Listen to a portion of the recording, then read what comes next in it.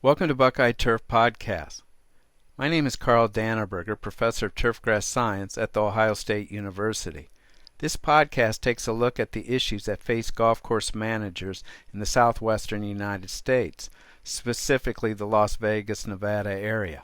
This podcast initially was released in 2006, but I have updated it since then. I would like to thank Dale Hahn, Golf Course Superintendent at TPC at Summerlin, and John Valentine, who at the time was at Spanish Trail Golf Course. Both of these individuals provided an overview of golf course management in the Las Vegas area during my visit. The southwestern United States is a fluid term used for a collection of states. The core states are Arizona and New Mexico, often referred to as the Desert Southwest. The surrounding states, Southern California, Texas, Oklahoma, and Nevada, may not be included. However, the location of Las Vegas puts it in close proximity to the Desert Southwest. As an overview of the climate and weather aspects of Las Vegas, the average maximum, minimum, and overall average temperatures are plotted here, and they reflect relatively high temperatures through the summer months and relatively cool temperatures during the winter. Precipitation is reflective of a desert environment. The total precipitation is below 4.5 inches per year. Water here, as in any desert environment, is a precious resource. As a historical perspective, Las Vegas growth, and much of that of the Southwest, is tied to the water and electrical power generated from the construction of the Hoover Dam in the late 1920s and early 1930s. This aerial map from the U.S. Geological Service shows the approximate location of the dam.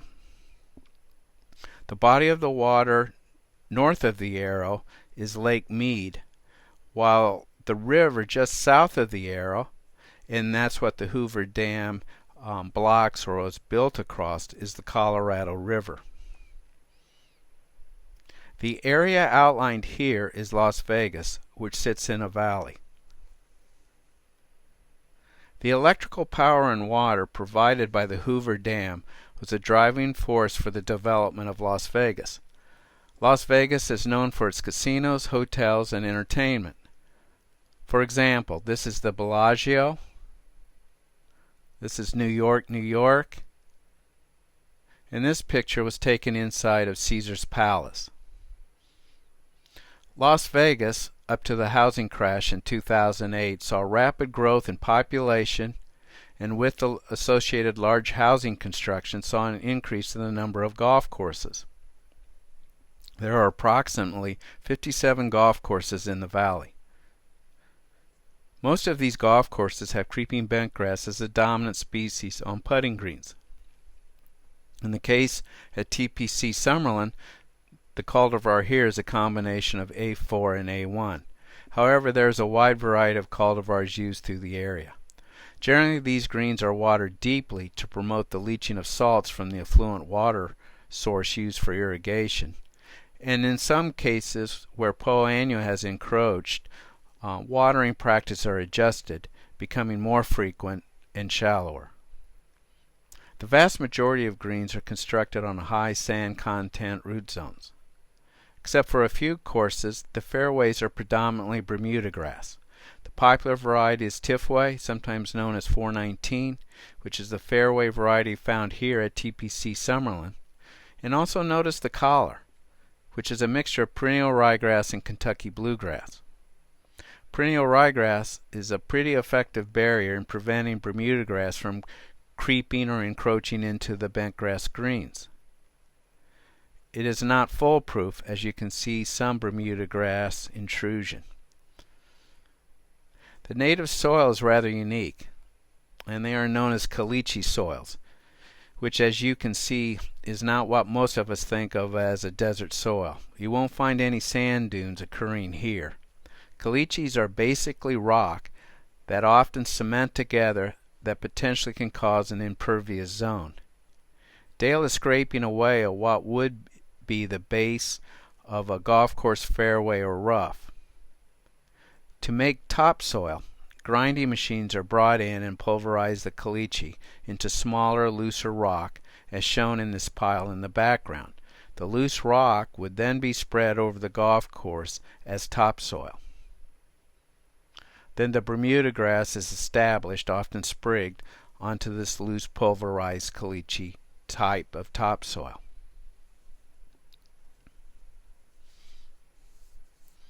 The vast majority of golf courses have traditionally been winter overseeded. However, a number of golf courses, including TPC Summerlin, are not overseeded due to costs associated with maintenance and, more importantly, the amount of irrigation water that is needed. Affluent water is the predominant water used for irrigation.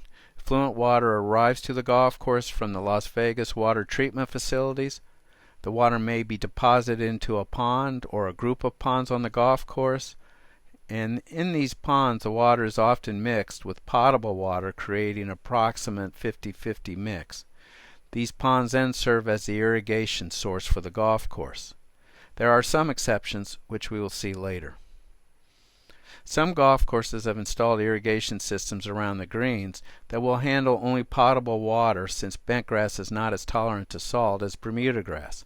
It is interesting to note that when I was there, the cost of affluent water was approaching that of potable water. In an effort to reduce water use in landscape and golf course situations, the City of Las Vegas has implemented a program based on aerial photographs to determine the amount of water a golf course can have. At the moment, the city has determined that golf courses can have approximately 6.3 gallons of water per acre feet per year, regardless of water source. To help reduce water use, the city has created a program where it will pay $1 per square foot to remove a turf area and put it into at least a 50% landscape area of low water use plants. On golf courses, the city will also allow you to keep the given amount of water for that area as if it was turf. The idea being reduced water use will occur with less turf. This is an example of this program at TPC Summerlin, where they took out a large turf area and landscaped it with low water using plants. Other landscaping efforts have been implemented to reduce water too. A number of golf courses in the desert are overseeded, as previously mentioned. Some of the courses are overseeded wall to wall, like Spanish Trail. Ryegrass is the cool season turf grass used for overseeding.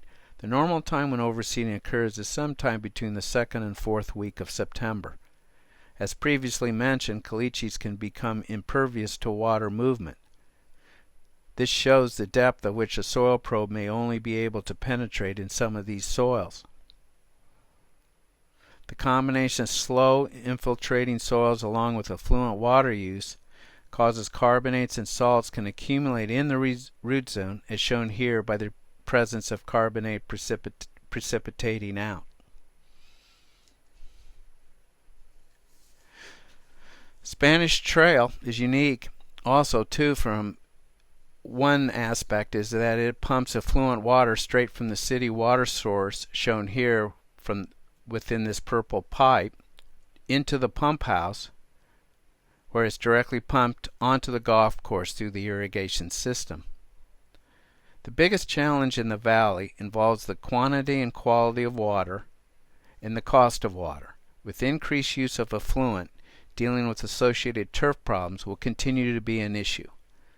In conclusion, Las Vegas golf courses are home to a variety of wildlife, while Las Vegas itself is home to a little stranger wildlife.